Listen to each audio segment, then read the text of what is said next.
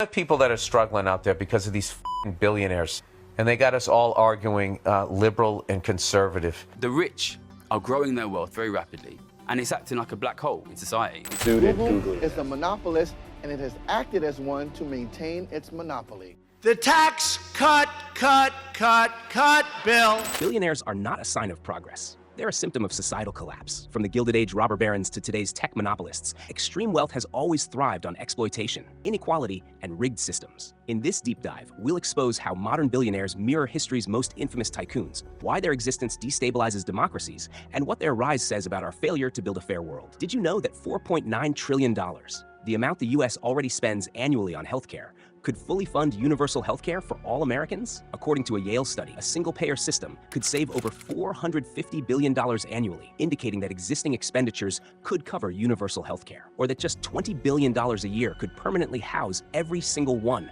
of the 580,000 homeless people in the US. The Department of Housing and Urban Development estimates it would cost $20 billion to end homelessness in the United States. 36.8 million Americans live in poverty. Lifting all of them above the poverty line would cost just $177 billion a year, which is still far less than the $1.7 trillion in corporate tax cuts handed out since 2017. Meanwhile, 22 million US households still don't have reliable internet. That crisis could be solved with a one-time $65 billion investment in broadband.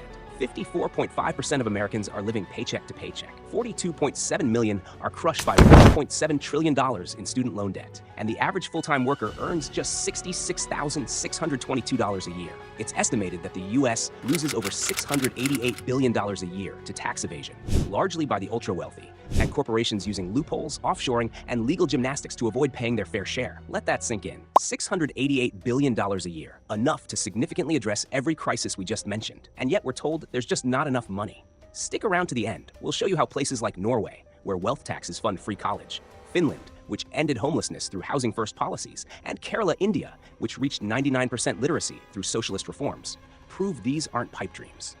The money exists. The solutions exist. The only thing missing? The political will to put people over profits.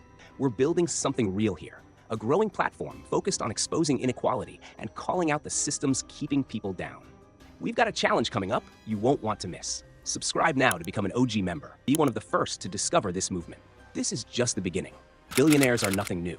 The first was John D. Rockefeller, who in the late 19th century amassed a fortune through Standard Oil, controlling about 90% of US oil refineries and pipelines. His tactics, aggressive monopolization, espionage, and bribery, earned him the title of robber baron. Public outcry over such practices led to the Sherman Antitrust Act of 1890, aiming to curb monopolies and protect competition. This era saw the introduction of progressive taxation, laying the groundwork for a prosperous 20th century where a single income could support a family, buy a home, and afford a car. Fast forward to today. In 2024 alone, 204 new billionaires emerged, nearly 4 every week, bringing the global total to 2,769, with a combined wealth of $15 trillion, passing the GDPs of Germany, Japan, and the UK combined. To grasp this scale, consider that earning $1 per second would take over 31 years to become a millionaire, 31,000 years to reach a billion, and 3.1 million years to hit a trillion. Yet, some billionaires earn millions daily. For instance, the world's 10 richest individuals saw their wealth grow by an average of $100 million per day in 2024. Much of this wealth stems from monopolies, inheritance, and cronyism, rather than innovation or hard work. This concentration of wealth isn't just a statistic, it's a reflection of systemic issues that demand our attention. The top 1% now owns 45% of global wealth, while the bottom 50% owns just 1%. This level of disparity has not been seen since the early 20th century, a time of extreme inequality and fragile democracies. In the US, the richest 10% hold 70% of wealth, locking generations out of home ownership, education,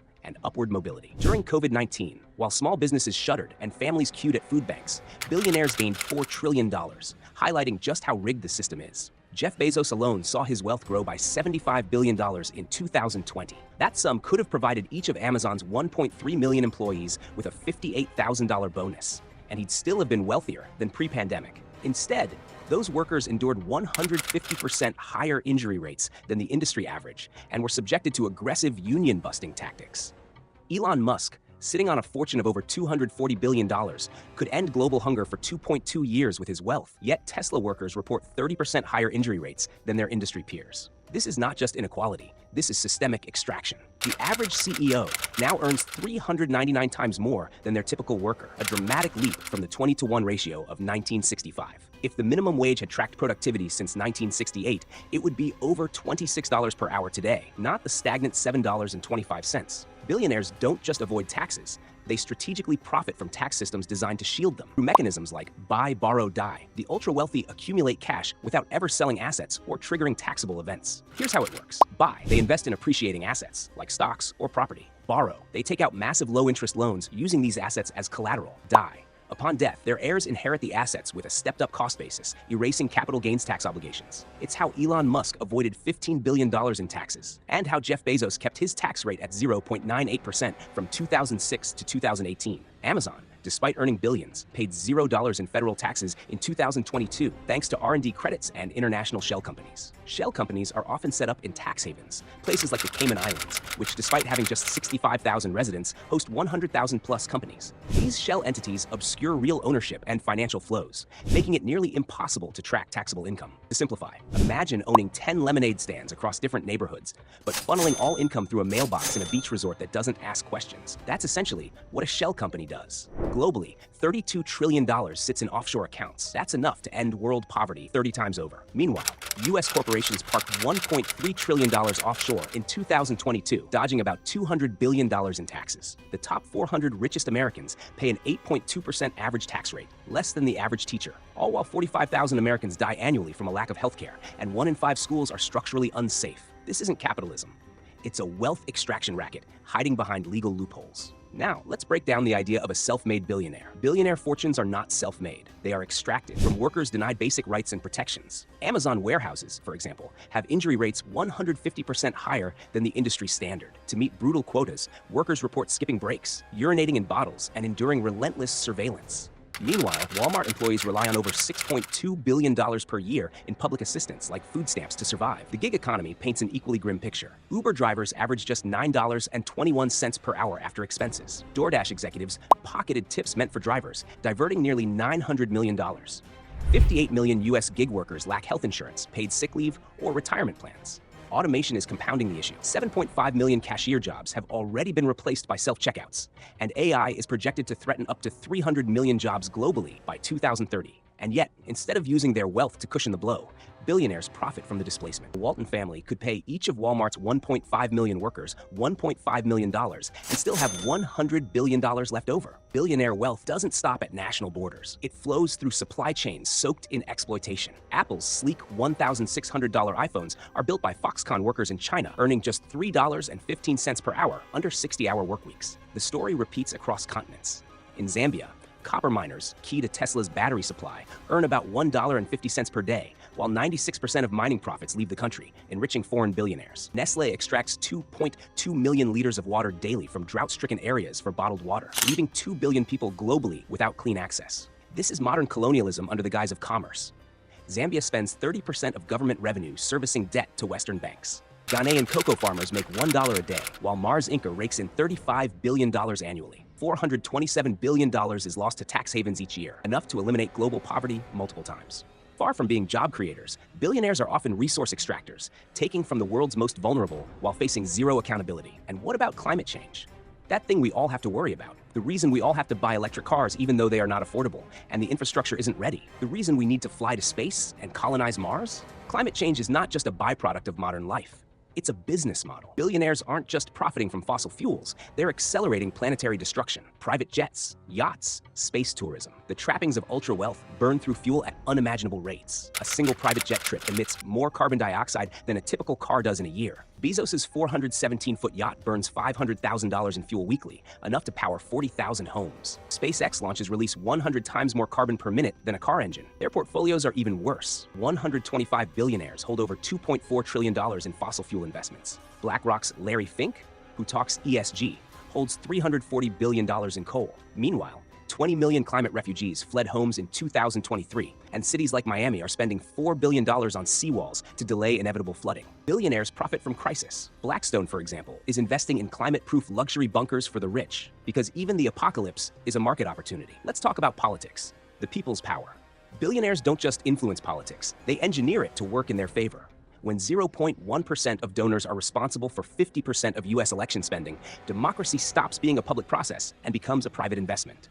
It's not about who gets the most votes anymore, but who funds the most campaigns. The Koch network alone spent $1.5 billion lobbying against climate legislation. And while 90% of Congress are millionaires, they continue to vote in favor of policies like the 2017 tax cuts, which handed $400 billion to the wealthiest Americans. 83% of that went to the top 1%. Take Big Pharma. Despite 72% of Americans supporting Medicare for all, the pharmaceutical industry spends $375 million per year to keep drug prices high and public health care off the table. Meanwhile, billionaires like Elon Musk spend $44 billion to buy platforms like Twitter, not just for influence, but to control the conversation. Democracy, when drenched in money, stops working for the people.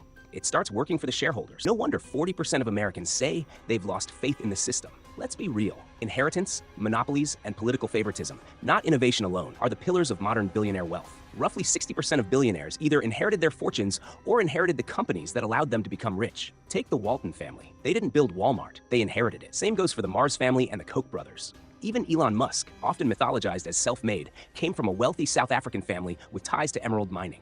When one company controls the market, they set the prices, shut out competition, and write the rules. Google pays Apple $15 billion annually just to be the default search engine. Facebook copies or buys out every rising platform. Amazon buries competitors unless they pay for visibility. Want a deep dive on how monopolies shape our daily lives? Watch our video, Monopolies, the race to control our lives. Add in government contracts, backdoor lobbying, and tax loopholes, and you have a system where the rich stay rich, not because they're brilliant, but because they've rigged the game. Let's make one thing clear. This isn't your fault. If you're working 2 jobs and still struggling to get by, it's not because you didn't hustle hard enough. It's because the system wasn't built for you. It was built to funnel wealth upward. Billionaires aren't inherently evil, but the fact that so many exist and accumulate wealth with such ease, while millions go without housing, healthcare, or hope, that's the real injustice. Countries like Norway have shown that progressive wealth taxes can work. Spain uses a 3.5% wealth tax to fund healthcare. So why hasn't this been done at scale in wealthier nations like the US? The short answer? Political will. Or rather, the lack of it. When billionaires fund political campaigns, own media outlets, and influence legislation, reform becomes a threat to their interests. This is why we speak up. This is why we break it down. Because the more you understand how the system is rigged, the better equipped you are to challenge it. If this video opened your eyes, don't keep it to yourself. Share it. Comment below. Tell us what you think. Let's build a conversation that billionaires can't buy and algorithms can't bury. And if you want more deep dives like this on power, inequality, and how we fix what's broken, subscribe now. Check out our other videos like Monopolies, the race to control our lives. This platform isn't just media, it's movement. And you're part of it now. Let's keep going together.